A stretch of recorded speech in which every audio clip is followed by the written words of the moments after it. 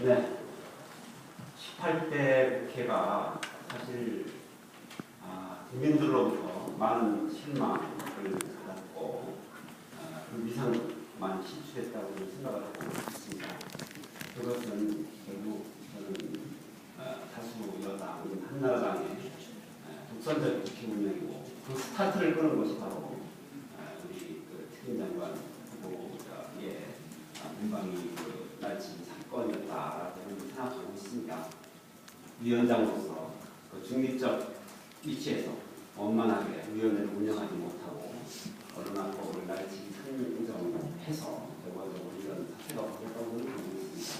이 부분에 대해서는 명백한 사과가 있어야 한다. 이렇게 생각을 합니다. 한번 좀 명백하게 입장을 밝혀주시죠. 아까도 잠깐 말씀을 드렸습니다만은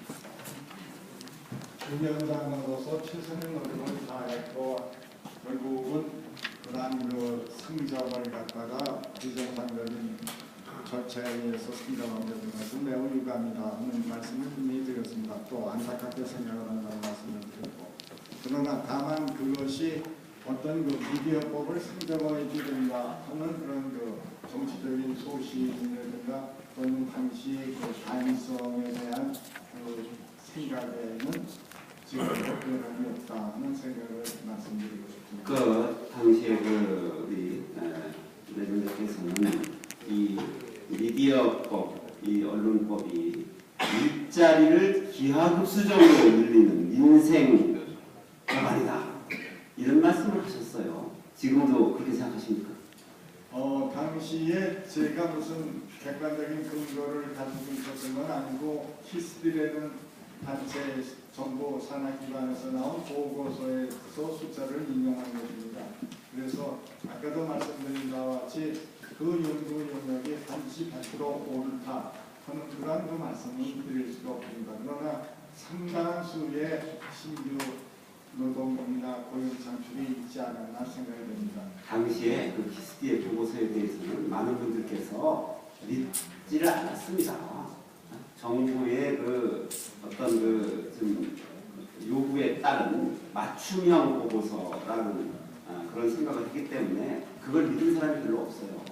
우리 우리 당시에 우리 위원장님께서는 그걸 믿었을지 모르지만 그리고 그것을 인용했으면 거기에 이렇게 보도가 이렇게 나왔더라 이렇게 말씀하시지 않고 당시에 뭐라고 하셨냐면 일자리가 기하급수적으로 늘어나는 민생 입법이라고 했어요. 인용한 것이 아니고 지금도 그렇게 생각하시냐고 묻는 겁니다. 일자리가 정말 기하급수적으로 불어나는 그 민생 법안입니까? 그 법이 일종의 민생 법안이 될 수도 있다고 생각합니다. 일종의 민생 법안이 될 수 있다는 표현이 아니었고 다르죠. 일자리가 기하급수적으로 늘어나는 민생 법안이다 이렇게 말씀하셨어요. 지금도 그렇게 생각하시냐고 묻는 겁니다. 일자리가 기하급수적이다는 기하급수적인 것은 하나의 수식어라고 생각을 해주시면 감사하겠고요. 과장됐다는 표현이시죠? 네, 저는 뭐 민생 입법과는 전혀 관계없는 법안이라고 생각합니다. 네, 이번에 특임장관 예정되실 때 누구로부터 연락받았습니까? 당일날 실장으로부터 받았습니다. 네? 2월 1일 날. 예. 네. 대변인이 발표하는 날. 대변인이 발표한 날 네. 비서실장으로 연락받으셨습니까? 근데 요번에 특임장관이면서 또 국무위원이시지 않습니까? 그렇습니다. 국무위원은 총리가 제청하는 건 알고 계시죠? 그렇습니다. 네. 근데 이 정권 하에서 한 번도 지켜진 것 같지는 않습니다. 사실 지난 정권 때도 그런 것이 있었지만 그래도 지난 정권 때는 형식은 지키려고 했거든요. 근데 이번 정권 하에서는 그런 형식조차 지키려고 하는 것 같지 않다. 그래서 헌법에 규정된 규정인데 이 말씀을 드립니다. 그리고 지난번 국회에서 ISD 폐지 수정을 위한 한미 FTA 재협상 촉구 결의안이 통과되었습니다. 아시죠? 네. 네. 이것에 대해서 현재 정권이 어떻게 이 국회의 재협상 촉구 결의안에 대해서 행동하고 계신지 혹시 아십니까? 자세히 거기까지는 파악을 하지 못하고 있습니다. 이게 중요한 거 아니겠습니까? 여야 간에. 그렇죠?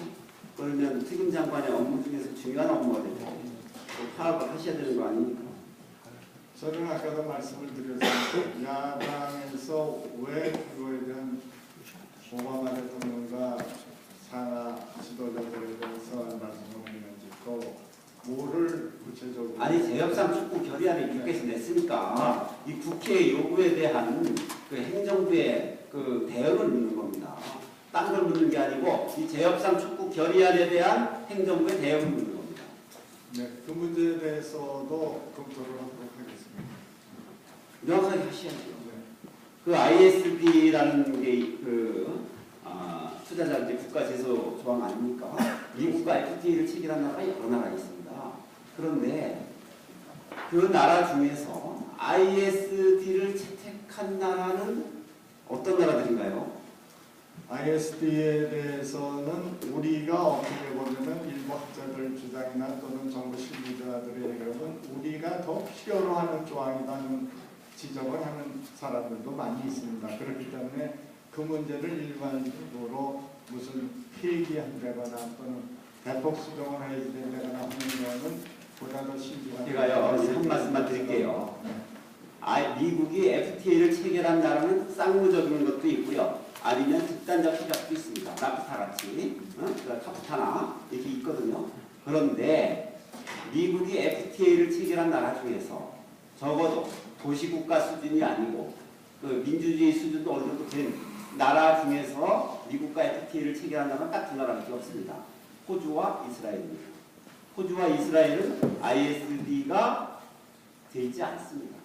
미국과 FTA를 체결한 나라 중에서 ISD를 도입한 나라는 전부 쿠데타가 상습적으로 일어나기 때문에 사법적 안정성을 가질 수 없는 나라들. 예?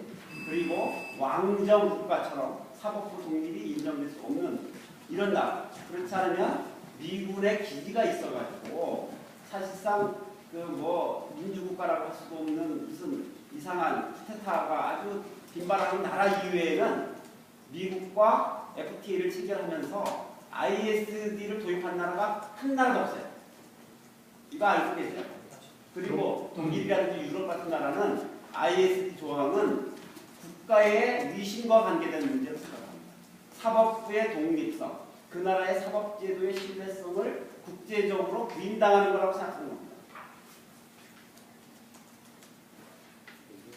그 점에 대해서는 노회원님께서 말씀하신 부분도 일리가 있고 또 다른 측의 얘기도 사실은 또 아니 다릅니다. 제가 그걸 한번 이 통계를 외교부에서 자료를 받아가지고 한번 분석을 해봤어요. 네. 그랬더니 미국과 FTA를 체결한 나라 중에서 이 민주주의 국가라고 하기는 좀 부족한 쿠데타 상습 국가 아니면 아주 그 왕정 뭐 이런 중동의 조그만 나라들 이런 나라 이외에는 ISD를 미국과 FTA를 체결하면서 ISD 조항이 들어간 나라가 없어요.